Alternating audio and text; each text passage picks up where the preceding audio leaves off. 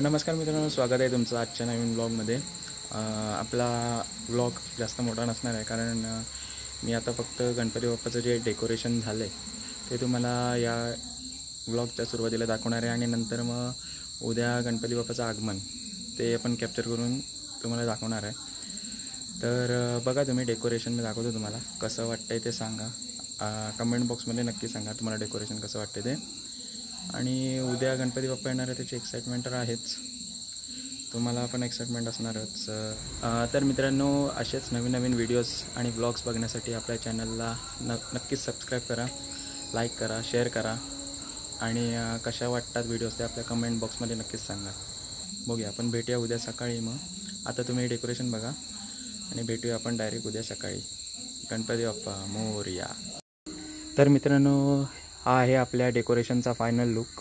आम्ही 2-3 दिवस करत होतो, ते डेकोरेशन आता फायनली झालं आहे। बघा कसं वाटतं ते तुम्ही कमेंट बॉक्समध्ये नक्की सांगा।